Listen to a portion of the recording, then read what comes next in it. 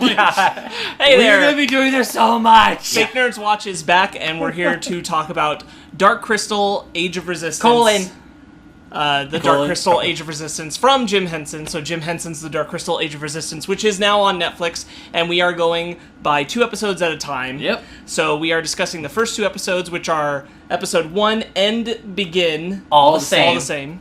And episode 2, Nothing Simple Anymore. Nothing is simple anymore. Yeah. Yes. So, And we're probably going to be doing a... yeah, that's a lot. From our favorite listen- Skesis, the damn channel. If you listen to our film revisit we did for the podcast just last week, we obviously have a favorite Skesis. Yeah. And if you're totally unfamiliar with Dark Crystal and you're listening to this, we'll give just a quick little discussion about what But we you thought should watch the movie without being because spoilery. why would you watch the sequel prequel show without watching the original? Yeah. So just real quick, this is a awesome fantasy show. Yeah. Oh, yeah. If you have any interest in a puppeteering show or a fantasy show, certainly go check this out, because we are going to be discussing it every week. Yes. Yeah, like 99% of all the things you see on the show are all puppets. There's a little CGI here and there, animals be going crazy and shit. Yeah. But there's a little bit of CGI here and there, little touch-ups and stuff. But other than that, it's like 98, 97% all CGI, or not puppets. Thank you. There we go. It's one of those shows where, like, listen, you're either in or you're out because it is all puppets. Yeah. And some people, just like fantasy, like some people have a problem with just fantasy in general. So, like, this is a very niche thing. It's fantasy puppets. So, like, if you're into it, it gives you a lot. Yeah, if you're into it, gives you a cool. lot. If not, that's fine too. Yeah. Also, it has a crazy cast. Holy For real, shit. pretty Like much a everybody crazy cast. is really famous in this. Yeah, pretty much. So we're gonna dive on in and talk about the episodes in depth now. So if you've watched them, then check this out with us. Spoilers, baby. So, Yeah. episode 1, we're picking up. This takes place in the past, before the film. They, the creators themselves have even said, we're not telling you how far in the past it is, because it kind of doesn't really matter. It's Right. just, it's a prequel. Yeah. The Skesis are a sense of immortal, not really immortal, but they are extending their life unnaturally. Yes. So all of the original Skesis from the first Dark Crystal film, and when we get to the Mystics too, are all characters here, and so is Argara. Yeah. Yeah. But everyone else is brand new. Yeah, like the people that we're following, the Gelflings Yeah. they're all new because in the original Dark Crystal, they're all dead. Right. Yeah. The entire race Except is for- extinct. Except Yeah. for 2. Yeah. 2 Right. Gelflings, or Gelflings? Gelflings, Thank yeah. you. 2 Gelflings are still alive, and this one takes place right before, like, the great... Gelflings. Gelflings? Right? Gelflings? Yeah. I can Gelflings. never... We just watched 2 episodes. We No, did. I thought it was Gelflings. And What's they Gelflings? say Gelflings. You said so- Gelfling, so he said Gelfling. Oh, no! Gelflings. They say... Gelflings. I'm not good with names. The word elf is in the middle. Yes. Gelflings. Okay. Yeah. I got this. I Yeah. swear. Yeah. I know fantasy words. So we get an awesome, just like introductory history of the world a bit Yeah. with Sigourney Weaver Yeah, narrator. there's like great. 7 tribes, and they're all like, these are like the I sand can't, demons. even, I and can't the even so keep many track of different- all of them. well, I also- can keep track of the 3 we focused Harar. on. Harar and the caves... Which I don't remember. Degrot?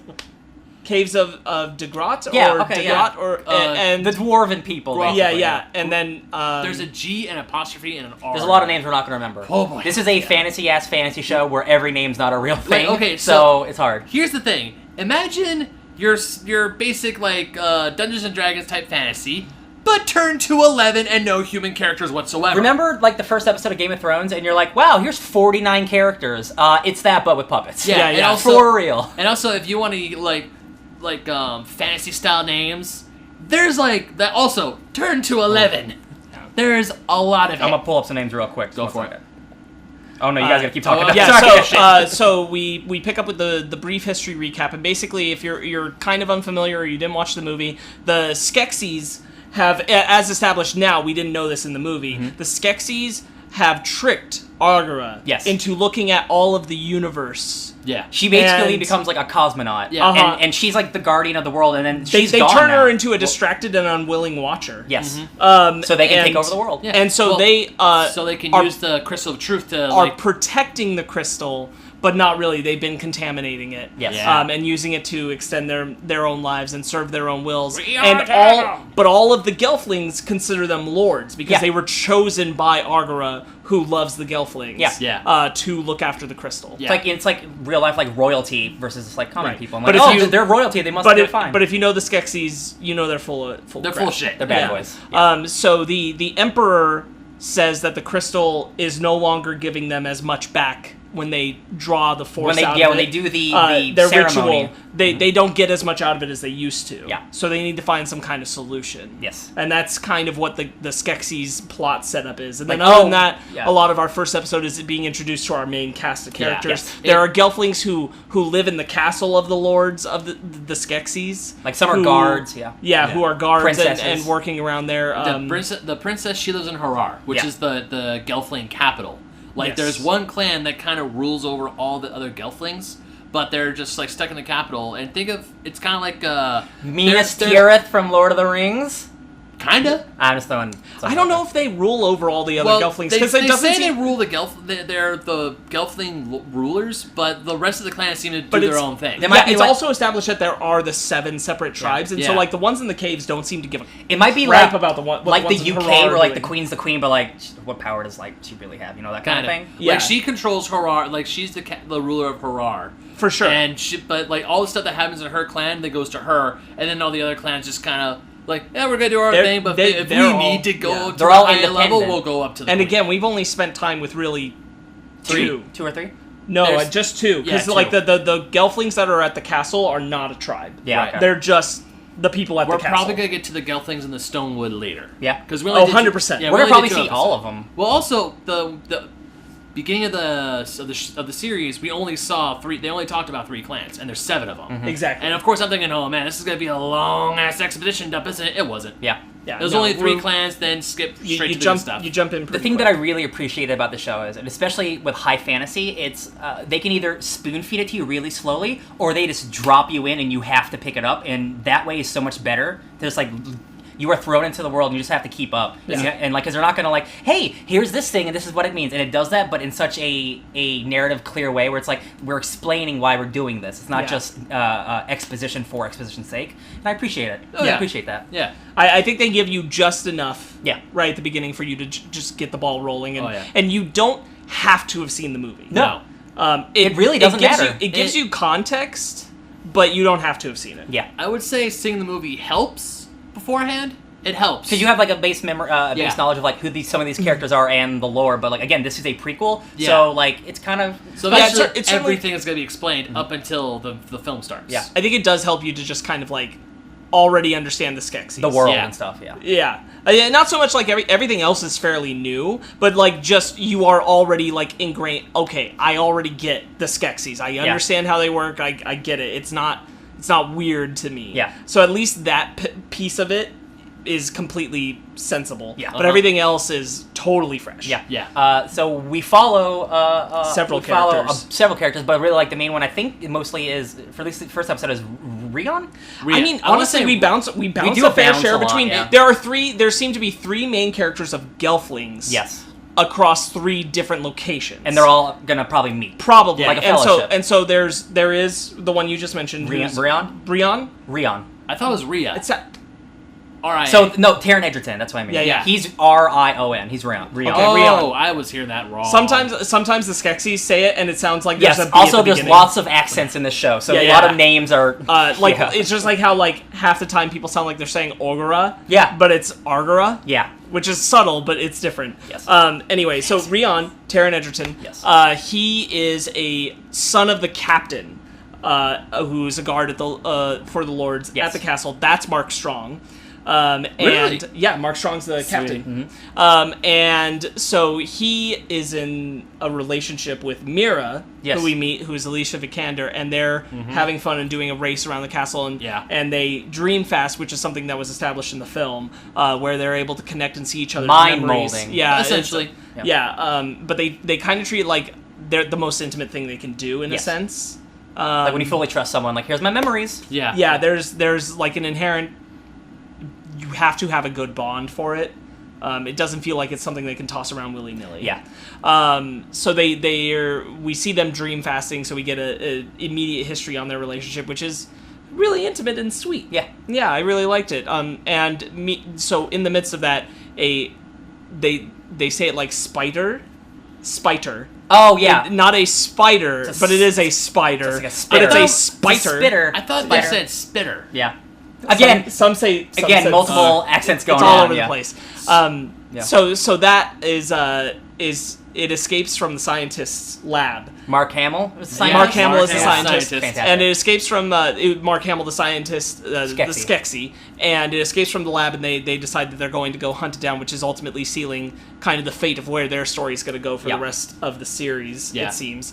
Then is Mira also a princess? She's a sister of No. Okay. She's just a castle guard. Unrelated to Okay. that. And then I want to say this is where we now jump to the princess who lives in Harar. I mean, I'm not trying to get everything in order, just like establish where people are. But Yeah. in Harar So- is the princess. Yeah, because two Skeksis are traveling from the castle to the capital in Harar, which is Harar, the Gelfling capital. Yes. And there's this one princess who's, I want to say she's the youngest of three. It seems like it. Yeah. And So and she's her the- name is Brea. Brea, thank you. And she's played by Anna Taylor-Joy. Yes.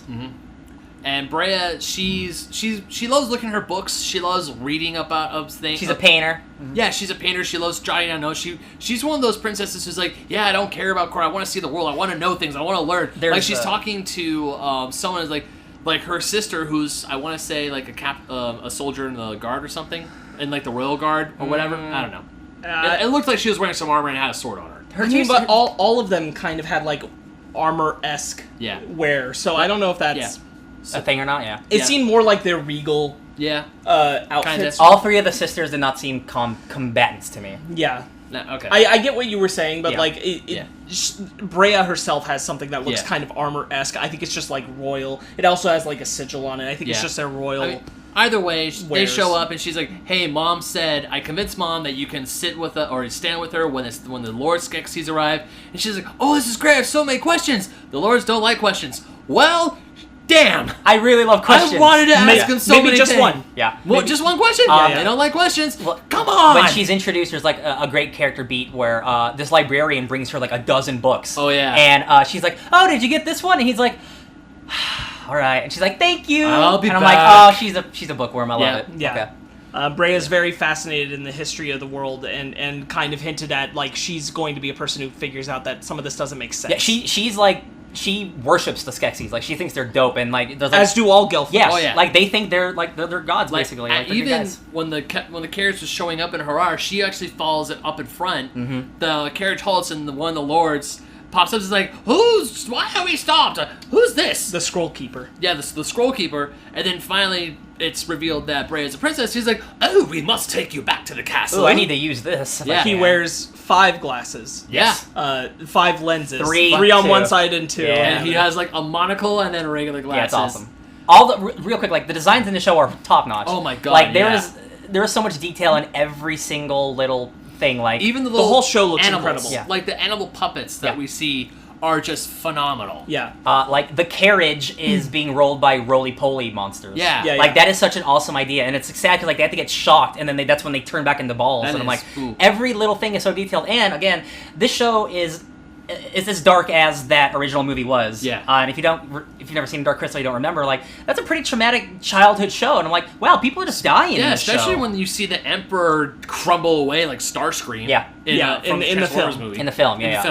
film. But it carries on in a show. Like, are they going to be as dark? And then we get to the end of the episode. I'm like, We get, in the first episode, it's clear. Oh yeah, they're no, going we're to go doing for it. it. Yeah, after we meet Brea, then we meet the last Deet. Yes, she lives in the cave. Yeah, the Cave caves. de Grot.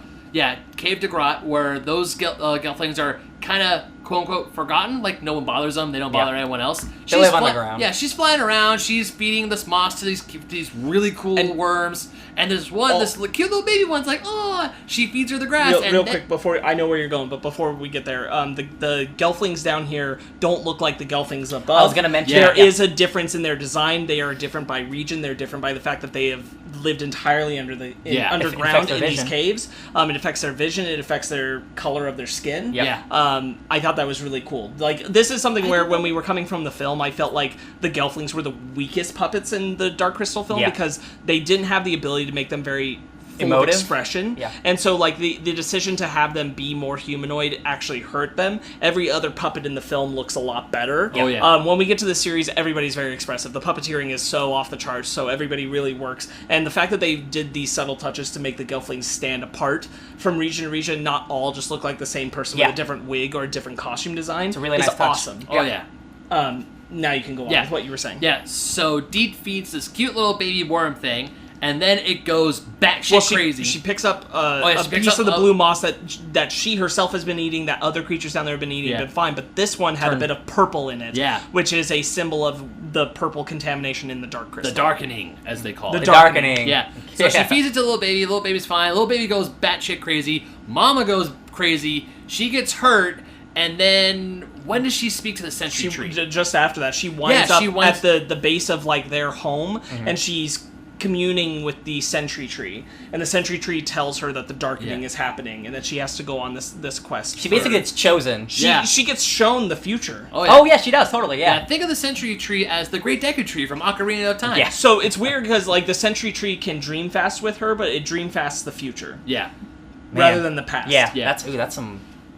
That's some cool shit. So we see a lot of like creatures falling to contamination, gelflings and other animals. And everything. Their eyes are going all purple and crazy. And the sentry tree itself dying, and the world becoming barren. Yeah. Which, if you've seen the film, that's what happens. Yeah. That fate is unavoidable, which is part of what makes the show so cool to watch. Is that all of them are going to fail. Yeah. All of them are going to die. It reminded me of like the prequel Star Wars trilogy. Like, we know all of these people die, even Rogue One. Like, we know their outcome, but it's even like it's cool that we get to see it. It's almost so tragic. And there's a weird sense about it because like making that comparison, like the prequel trilogy, there is a sense of the inevitable foreshadowing to the prequel trilogy.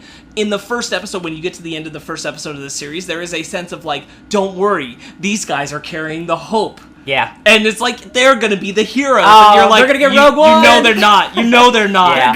But they're going to be the heroes. They're the people who can do it. Yeah. No, they can't. So, Mira, how do we get to, where does Mira end up? So, Mira and... I think at this point let's kind of break it down. Like we'll work backwards from Deet back to Brea and then back to the castle. Yeah.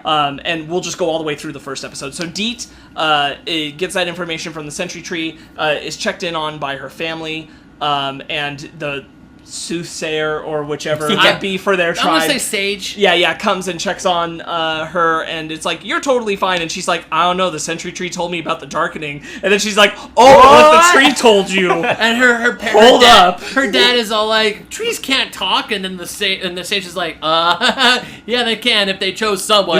You don't argue with trees. Yeah. Hey, what? And then she goes, hey, D, what did the tree say? Real bad shit's happening. Yeah, okay. Here's something to fix your wing. You're getting out here tomorrow. You gotta go to Harar. Yeah. So in Harar, Brea has encountered the Collector and the Squirrel Keeper. The Collector is a Skesis voiced by Aquafina. Yeah. Oh, she's disgusting. And she's so gross. Really? Boils everywhere. Oh, okay. Oh yeah. I thought Mira was constantly going. Like, she has these like in this really. The scene in the carriage where she's talking to the Scroll Keeper, and the Scroll Keeper is very like, oh, I like this one because she's a bookworm, like the Scroll Keeper is. He's like, oh, I read libraries, I do all this stuff, and I do all this cool knowledge things. And she's like, oh, can I go? And then the Collector is like, nah, you don't want to go there. Nah. And she has like these boils, like she's constantly blowing her nose. She has like white pus just dripping out of one of these. Oh man, she is like the Skesis are ugly.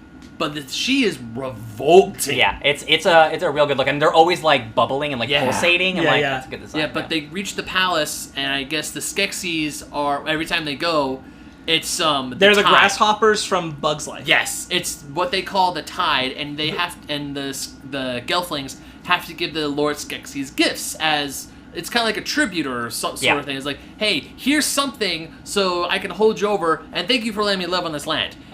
So Brea sees in this the first time some Gelflings try to offer crops from their farm, and they aren't good enough.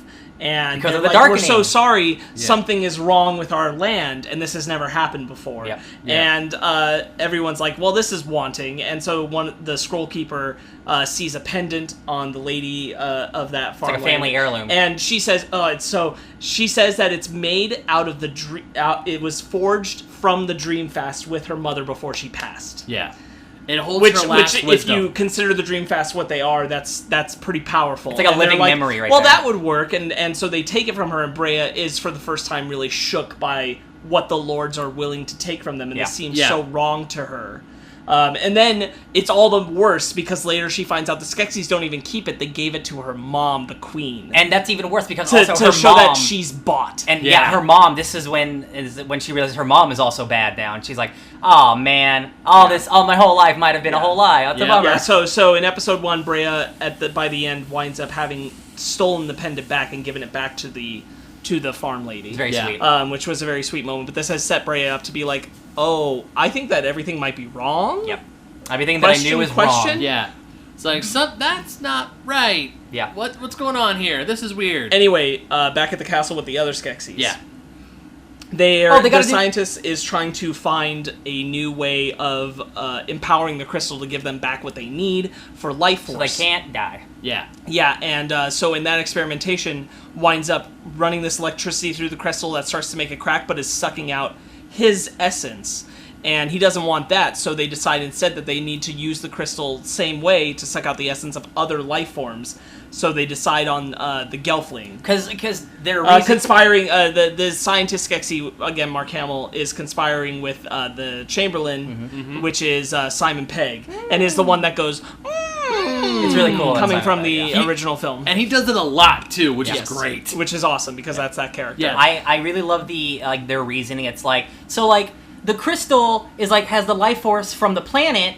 Thrall. So what does the planet get its essence from? The people? Oh, if we kill the people, we can get their energy. Yeah. I'm like, oh, that's real sad. Now I see where all of them go. And so Mira and Rion have been on a quest to find the spitter with their friend, whose name is Truncheon. I don't know. And he parts.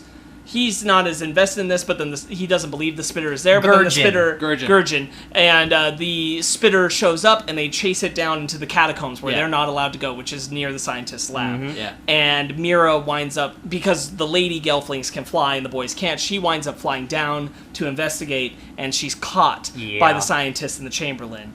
And so they call all the Skesis in there, and they utilize her for the experiment, and it works. And if you've seen the film, you kind of know where this is going. Mira is entirely absorbed her essence into the dark crystal and distilled into a liquid form for the Skesis to drink. And Rion had caught up and found this happening to her, and watched as Mira was essentially murdered to create life essence for the Skesis. He watches his girlfriend not only get murdered, and then they all crowd around the bowl and drink her up like a dog. Her. And there's like, nom, nom, nom, nom, nom. I'm like, wow, this is savage. This is real rough. And he's just crying. The Emperor of the Skesis is Jason Isaacs, as you pointed out. Lucius Malfoy from the Harry Potter films, if you don't know. And he finds himself rejuvenated and stronger for drinking her. And they're all, like, super into this. And they're super strong, too, and stuff. Yeah, like, this is awesome. They immediately start celebrating, and this is the solution that they've been looking for. And Mira just was obliterated into kind of a water vapor as she passed. And they're like, oh well, we need more of this. And I'm like, we need more Gexi. So like Rion is so brokenhearted about watching the woman he loved go through this. He winds up crying, and a teardrop lands on a Skeksis. And so they spot Rion, and now they're on a hunt for him. Because he could tell everybody. And the Chamberlain is like, oh, nobody will believe him. It's not a big deal. It's like the Lords of the Crystal. And it's like, but dream fasting's a thing. So like they can literally share their real memory. So they know we'll be lying. Oh, we'll just make sure. We'll just like pay him as a trainer. We'll tell him all these lies. We got this. Don't worry. We're gonna like destroy everything. Screw them all. You can be a master manipulator, but like you can't fake a memory. So like.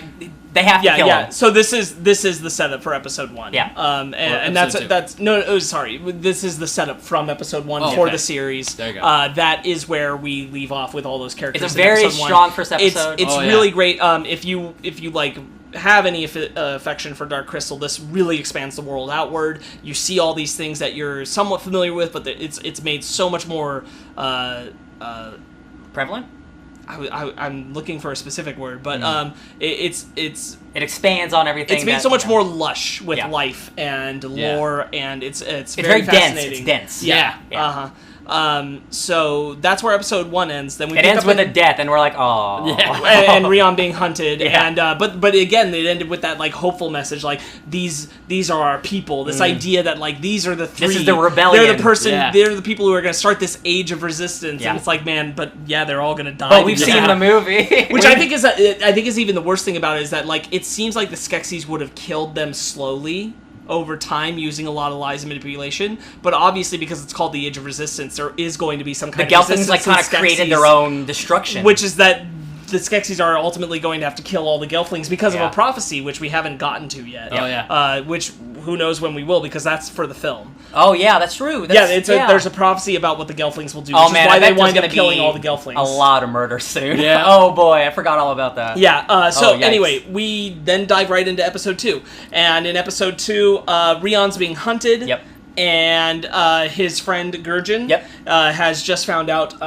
Just Chamberlain has already started spreading lies and saying, "Hey, Rion murdered Mira, and now we gotta capture him and kill him." And he's like, "Whoa, he like loved her like nobody else. That seems There's not no real. way that's true." Yeah. And sure enough, he winds up getting grabbed by Rion after he's been told this, and he's like, "Rion, what the heck?" And he's like, "Dream fast with me, dream fast with me. You gotta see this." And so Gurjin learns the truth and wants to help Rion to. It's a great plot device. They're like, "Hey, you're a murderer." Swoop! Hey, you're not a murderer. Yeah. Great. Cool. So Gurjin and Rion come up with the plan that they have to take the vial that the scientists saved for study of Mira's essence, so that they have extra proof to take, because they don't think that they'll take his word enough to even dream fast with him. Yeah. Because it's against the lore. It's one These people considered the highest. Yeah, against like all the highest court. Yeah. Meanwhile, Deet is out in the world with a cloth over her eyes most of the time because the sun is too bright for her. Too bright. And really she's exploring cute. all these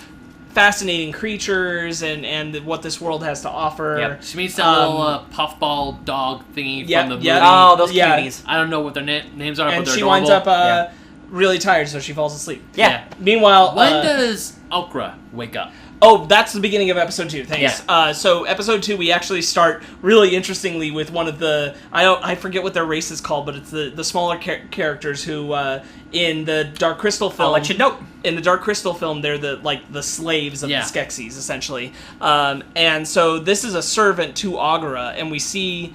Podling.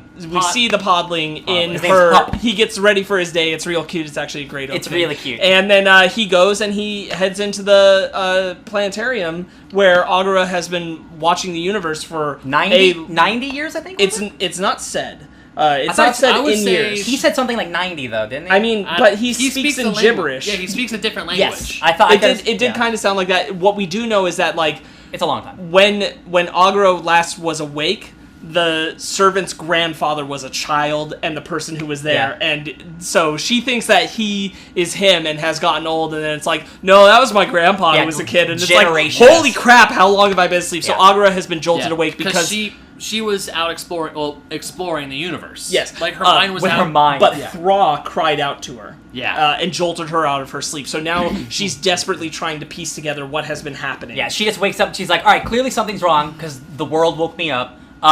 What's going on? I gotta go talk to my homies. Maybe go talk to the... So before that, she's like trying to look through books and the things that are around her to figure it out. She doesn't decide to go anywhere until the end of the episode. Yeah, that's right. Meanwhile, Brea is seeking more answers. She's in the library trying to understand like something about the tide doesn't seem right. Yeah, like something about the way this lore has been created seems wrong, and so she's trying to investigate. So she goes to see the. Well, the librarian's talking to her first, and he's all like, "Yeah." He doesn't want to tell her anything. And he slips you probably up. shouldn't. And then something the happens. Seifer. Yeah, and this book holding Skeksi law falls down, has a magical gem, and Brea sees this like grand symbol. That we actually see in the first episode is like a symbol of balance, that everything was in balance, and since the Skesis showed up, everything's like not. Mm-hmm. So she's like, "Hey, I need to find out what that symbol is," and the librarian's like, "Yeah, probably you shouldn't. You should stop doing this." She's like, "No, I need to find out. This is wrong. Things are bad. We need to figure out what's going on here." And he's like, there's a clan that knows things over there. We shouldn't Does go. she like reverse psychology the answer out of him basically? Yeah. Or? She's like, "Oh, you give me a name and a location." He's like, "God damn it." Yeah. So she gets that and she goes to investigate and she winds up talking to Kadi, Who is played by Eddie Izzard. Heck yeah. And is this person who will supposedly give her answers. With him is... So it's Katia?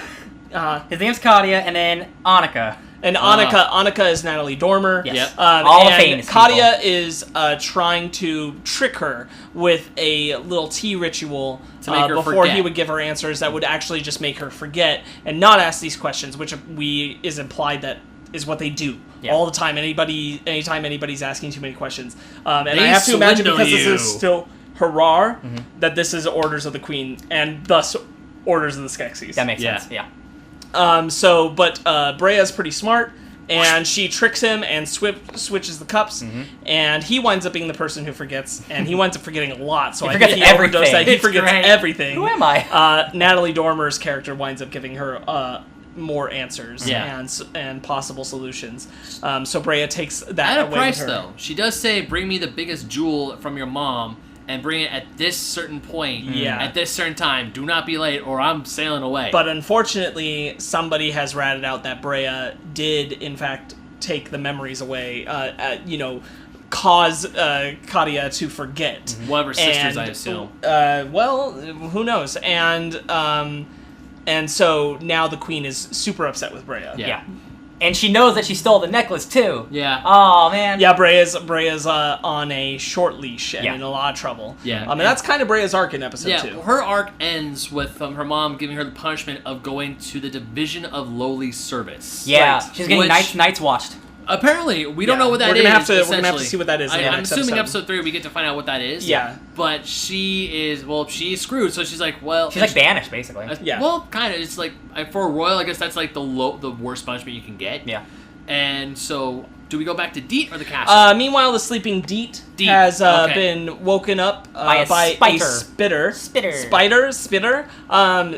is about to attack her, and she's at a total loss of where she is, and she's super disoriented because the sun is out, and she gets saved by a podling. Yep. Hup, who wants to be the first paladin of the podlings. It's so cute. And he winds up helping her and saving her from the spider. Awesome sequence. Oh, yeah. And he's a lot of fun. And without his help, she would be going the wrong direction the entire show. So the direction she was given by, quote-unquote, the sage brightest star. Like, go follow the brightest star, and then you'll reach her. But she doesn't know what a star is. What's a star? So Trust she's following the moon. Yeah. She's like, trust me, when you see it, you'll know it. And then she's like, oh, this big thing, that's a star, right? I'm going to follow that. And Hup's just like, ha, that's not. That's the moon. This is a star. That's the star you want to follow. She's like, I've been going the wrong way this whole time. Shucks. Yeah, Deet and Hup are excellent. Their pairing is a lot of fun. I'm super excited to watch more of them. Like when she puts on she gets her blindfold back after the spitter or the spider or the whatever it is, and Hup's all like, and she's like, I can still see you. Yeah. This just helps because I was born underground and he's never like, seen the sun. Oh, okay. Like he speaks the language of what are they called? Podlings? Podlings? Yeah. He speaks the language of the podlings, and then he also speaks like some English. Mm-hmm. Yeah. Or maybe in this they call it common. Who knows? Yeah. And that's basically Deet's arc for this episode. Meanwhile, Rion and Gurjin were able to get into the scientist's lab. They see him put this wicked-ass cool snake lock in his vault. So cool. Yeah. Like a living lock. So it's a creature that just swindles around all these pieces and bites its own tail. And if anyone comes near, it threatens to attack them. Yeah. Yeah.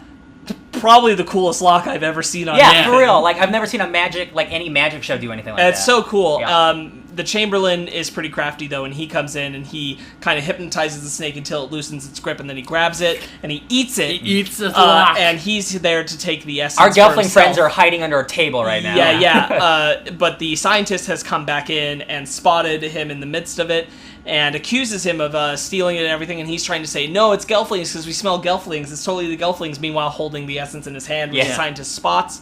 And he's like, I'd believe you if there wasn't some of the snake lock in your teeth. And he's like, it'd be like that, though. I was hungry. It'd be like that. But this altercation between them causes him to drop the vial, and Rion seizes the moment to grab the essence. Maybe he should have waited, but he sees the opportunity. And them running out makes the scientist and the Chamberlain both chase after them, and they wind up catching Gurjin. Yeah. And Gurjin stabs. The scientist is all pleading. And he's like, "Please, misunderstanding." And it's like, dude, I just saw you do that bit. Oh, give me the vial, Chamberlain? Yeah. Yeah. Chamberlain's like, please. please. Yeah. Don't run away. So Gurjin gives Rion a chance to escape by stabbing the Chamberlain who has grabbed him right in the leg. Yep. And Rion runs past him and jumps out the window and falls into the lake with the vial. Really and good escapes scene. the castle. Oh, yeah. There's like one shot of him just running. This out whole of the... show looks so good. For real, for a show that's all about puppets, like the transitions that like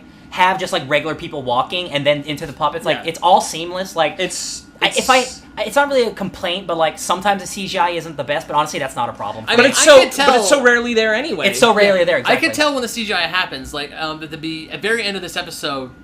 Well, okay, maybe not. Well, the part with the spider or spider. Sometimes it's CGI. The really creepy crawly spider thing. There, you can tell that's CGI, but it's not bad CGI. Yeah. That's the thing. And even when you see the puppet, it feels like a seamless transition between CGI and puppetry. It's just a problem, when you have so much practical effects and then you immediately turn it CG, like it's not real anymore. And also, if you watch the film that came out in 1982 and you watch this new series in 2019, the puppetry has gotten so much better. Everything about the puppetry in the film in 1982 was still very, very well done. It was still really good. It was the first of its kind. Yeah, exactly. And now we're getting this. It's like the Skesis. You can tell when they're emoting, when their beaks like curve like that a little bit, like when the Chamberlain goes. Their beak moves. Every creature, every character. The show has a budget. Incredibly emotive. Real budget. When the Emperor speaks, he speaks in a way that's like even when he talks like this, and he's like, "All will bow before me because I look down upon you." He even changed in both his mannerisms and his Jason Isaacs in his performance of talking once he drank the fluid. Yeah. He got more youthful. Yeah, he's like, "I feel strength," and he's like, "Yeah, there you go." He pushes a Skeksis across the room to show how strong he is. And the set design is gorgeous. Everything There's about so this many world practical is sets. Yeah. Like this must have been like a really expensive show. Everything man. about this show and the same with the film is fantastical. Yeah. I know that's probably not a word, but it's like Fantastical's a word. Yeah, it is. Yeah, but that's what it is. You see this and you go, "There's no effing way." Yeah. How is this real? It's like the care and the attention to detail. It's like more than like any regular movie can have, because like everything about the show is fake. I mean, movies are fake, but like everything, it's all puppets. Like it's really cool. Like once you get absorbed into it, it's like super cinematic. While still, all the creatures are puppets. They all move. They're either puppets or they're CGI. Are the Skesis people? Are those people in there? Because they seem pretty tall. I think so. Yeah. I think so. I think there's still puppetry going on, but like I think those might just be people. Yeah, certainly in like maybe not in every shot, but definitely in the wide shots of them. Yeah, because I can tell. Like when they're doing dancing. And I love that's their 100% people in there. I can tell, especially in the second episode when Gurjin and Rion are running. Those are human in costumes, but it's always to their backs or to the camera. Yes, it also also looks better than the 1982 movie when people were running, because oh, those look like people. It's like, hey, the guy playing Jen, that's a human being right there, and then it goes to the puppet where you can tell where his movements are like this. Yeah, it's great. It's so visually spectacular, really. It is. Color, it's so colorful. It's a feast for the eyes. It definitely is. If you're not in it for the lore, it's at least. I would say it's a feast for the eyes, and like, I don't want to say sensory overload and sight-wise, but you get hit with a lot of bright colors. You get hit with a lot of crazy. It's a lot of all show at once. Like it's a whole world you got to learn, and it's all like puppet stuff. Oh yeah. Speaking of a feast for the eyes, oh the Skeksis, once Rion has escaped, start pointing fingers. The scientist has blamed the Chamberlain. Yep. The Chamberlain comes in and says, "You're right, it's my great shame. I didn't catch him. If only I had caught him with the essence before the scientist had fumbled and let him escape." And they're all like, "Whoa, wait, what?" Scientist? And the scientist is like, "Hold on. Wait a minute. Yeah, I'm not the bad guy He's here." like, "Bitch, please, Yeah. what?" Mark Hamill is just like, it's like a double take, like, excuse me? Yeah, the Chamberlain is really good at convincing the others of things. He's a wordsmith. That is so good. Like, bit. yeah, it was my fault. If only he was there to actually stop the Gelflings, none of this would have happened. Yeah. Like, oh, you son of a bitch. Yeah. Oh, yeah. So like, you were trying to steal my thing. And we also do get a little bit of a hint in episode 2 of the relationship between who seems like the most militaristic commander character of the Skesis, who's Benedict Wong. Yep. And he is the person who has this rivalry with the Chamberlain. They really don't like each other. And ultimately, if you see the film, he will be the next emperor. He'll fight the Chamberlain for that position. I bet we will start to see slowly more and more of him, because he ends up the bad guy of the next movie. Yeah. Right. So they've all decided that the scientist needs to be punished, and punished with the Chamberlain insists that the peeper kind of punishment. There were a lot of words there, but there's an idea of watching your own peeper kind of thing, and so what we get is they put him in this weird bone trap. It reminded me of, you've seen Brazil, there's a head mask that goes on that puts a rat right in front of you that eats your face. It reminded me a lot of Brazil. I was like, that's a cool little thing. And so they inject this creature from the back of the bone trap, and it comes around and it pries open the scientist's eyes and goes in and eats him. Also, like that bone design, like it shifted and like it made itself around. It tightened itself around. That's a really cool design. And that was the end of episode 2. Yeah. Which was pretty brutal. The scientist's eye gets eaten. Yeah. And I'm trying to remember if the scientist was blind or missing one eye when we got to the film, but I honestly don't remember. I want to say he was. Who knows? He was missing an eye. I'd have to go back and we still got Agara, just before that, had decided that the books had no information for her, so she's going to go talk to the Skesis because she said the mystics are too much riddles for me. Yeah. She's like, I need answers. Which did establish a question we had, which was, where are the mystics? The mystics are there. Yep. So they do exist. Yeah. Because if you're familiar with the film, there's some stuff involving the mystics and Skesis. I won't get too deep into that. I would say the mystics are probably chilling in the Stonewood. Probably. Yeah. That's the third clan we were introduced to, but we haven't been to yet. Yeah. So that's my guess. Well, I'm sure we'll see them soon. I'm super excited because we know what she's like in the movie, but I'm super excited for her to go like, hey, Skesis, what the heck's going on? I thought I left you guys in charge. Oh, wait a minute. Yeah. You're a murderer. She's going, I was like, hey, so where's the crystal of truth? Why is it purple? What did you do about crystal? What'd you do to it? Agara seems to have already lost some of her mind in the glory of looking at the universe. I don't blame her. It seems implied that she was more well put together before the Skesis had her look into all being of in a space coma for 100 years might do that to you. Yeah. She seems a little less rational to the podling who's with her. Even so. Those are the first 2 episodes. Yeah. Did we see where Rion ended up after he fell? No. Okay, he was still in the lake. He was swimming away. Like, real quick, the captain did come back and he found out. Papa. Yeah, the captain came back. He goes to the Skesis and says, let me find my son and let me... First he says, I'd like to beg mercy for my son. They say, no.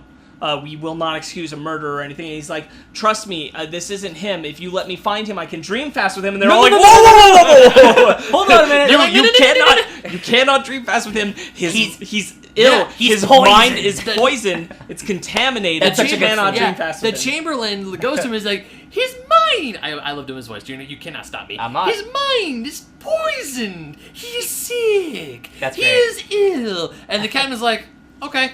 Yeah, Let me find him. If I bring him back, can you fix him? And they're all like, and the Chamberlain's like, yo, totally let him go get his son, and when they get back, we'll drain them both. Yeah. And the Emperor's like, why'd you do that? It's like, because when he gets back, we'll No, not the Emperor. That was the commander. The Emperor was in on it because the Emperor made the call. The Emperor's like, yeah, go get your son and our treasure. Oh yeah. And we'll take care of him. And then no problem. Wasn't some Skesis like, hey, why'd you let him do that? It's like, because when he comes back, we're just gonna kill them both. Yeah, Screw exactly. Essence for I think the Chamberlain's like, essence and then they dance. Everybody. Essence. They're the like, way they dance is just like, yeah. They're like 19th century French bureaucracy. Like they're dressed like super like one of them's dressed super fancy and there's like highfalutin. And we know their garb is important to them because of the film. Mm-hmm. So having all these layers and stuff is really important. And what's so cool is I know we talked about design from Dark Crystal to this every character looks so different. Every Skeksis looks different while still looking like crazy bird people. Yeah. Just all the design's super cool. And I know after more episodes I'm gonna be able to know all these names. Yeah. Eventually I'll get there. Don't worry. I mean, we only watched 2 episodes and then we stopped. Yeah. So of course it takes a while even it takes me a few episodes to recognize names, especially in a high fantasy like this. Listen, man, it took me a while to get all those Game of Thrones names. And now I got 400 names I'm never gonna remember. You're like, shit. All those names are just gone now. All right. No, you got them. They're still in there. Daenerys Targaryen, I know. They're all there. Beric Dondarrion! Who knows? Yeah. Anyway, so that's the first 2 episodes of Dark Crystal Age of Resistance. I'm glad this show's good because we're gonna review the whole thing. Really awesome. Yeah. Really awesome. There's nothing like this now. You don't get a lot of high fantasy television shows with a budget. We also don't get a lot of puppet shows. No. And again, so the fact that this is a puppet high fantasy show with its budget. Well, not only that, you never never get a puppet show that is just puppets. Yeah. There's always human characters Yeah. when it's happened. This is Dark Crystal. The film itself was a rare oddity in that sense, and Yeah. the show is as well. Yeah. It's fantastic. Incredible. Seriously, obviously you've checked it out, or if you're listening this far, so keep watching. Let us know what you thought. Yeah, Yeah, exactly. definitely. We will. Don't spoil You might have the rest watched of the the show. whole season because Don't we're ruin doing it. it. It's on pieces. Netflix, so people have probably binged the whole thing. We so talked please about don't spoil it. if we wanted to do all the season at once, but we wanted to actually enjoy the show. Yeah. and be able to talk about it. because in my its memory's smallest bad details. enough. So if I watch 10 episodes at once, I'm not gonna remember. There's a lot of shows, so that's why we did whole season discussions for Stranger Things And The Boys. recently. Go check those out on our Yeah. YouTube channel. But for this, we really wanted to be able to take our time and really talk about everything in detail. So this is an awesome show. We'll be doing 4 more episodes as we do 2 episodes of the show at a time. And so for the next 4 weeks, expect to see us come back Heck yeah. doing this. Yep. Dark Crystal Age of Resistance. Yeah. All right, that'll do it for this There's week. a Dark Crystal Age of Resistance Tactics video game coming out. I don't know why it's not out yet. I would love to play it because I'm into it. Look out for that game whenever it comes out. Basement Arcade? Yeah. Who knows? Yeah. Maybe a little special. Yeah. All right, so we are members of the Fake Nerd Podcast. That we are. We do that all the time, every week. Frequently, we have tons of content here on YouTube. You can also find our podcasts anywhere where you would listen to podcasts: iTunes, Stitcher, Google Play, all that stuff, Spotify, blah blah blah blah blah. All the things. We here on YouTube are uploading this for Fake Nerds Watch. We previously have done Swamp Thing for the DC Universe shows, the last season of Game of Thrones. Yep. A special for The Boys season from Amazon and Stranger Things season 3. Hell yeah. You can find all those here. Ben and Ryan have both been doing Basement Arcade. Gotta they go completed speedy. Shadow of the Colossus a We few did. weeks ago and That's started all. Sonic Mania. Yep, Shadow of the Colossus. The whole run is up. We are doing Sonic Mania right now. We got more games in the pipeline, so keep a lookout for those. Those things are absolutely happening. All the time. And also, amongst all our Fake Nerd Podcast stuff, if you go here on YouTube, you can find our discussion with our friend Brandon from the Fake Nerd Podcast of the Dark Crystal film. Yes. Is here on YouTube just as its own video. Yep. It's So go it's check down that out. There. Was Jen in that video? No, that No. was just Okay, got it. the 4 of us. Got it. Yeah. Okay. So you can go check that out, and other than that, that's basically it for Heck yeah. where Hey, you can find all our Sparkz, stuff where, and all that. Where can they find you on the internet? Oh, gee, where can you find me? I'm on Instagram as Sparkz Witty, Sparkz Witty. I don't even think we introduced ourselves. At the We did beginning of not. this. We just got into it. We Anyway, just did- we just- I'm Sparkz Witty. We're so excited about the Dark I'm Crystal. imagining you're the one who edits these. I'm imagining you're gonna put our names down here in the beginning. Boy, yeah, you know I am.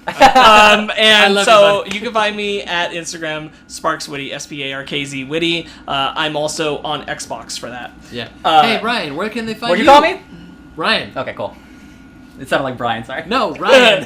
What up? Rion? What up, Rion? Rion. Oh, I'm Taron Edgerton. I'm a rocket Rion, man. where can they? Don't where- you wish? Yeah. Hold on, let me do this a little fancy. Rion, where can the good people find you on the web of Inter? Well, let me tell you, sir. You can find me at DJ Tony Snark and all the things.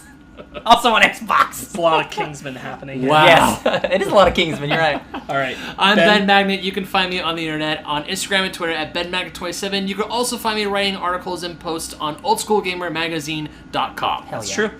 All right, and so we'll be back next week with more of the Dark Crystal Age of Resistance. So, till then, Stay fake nerds.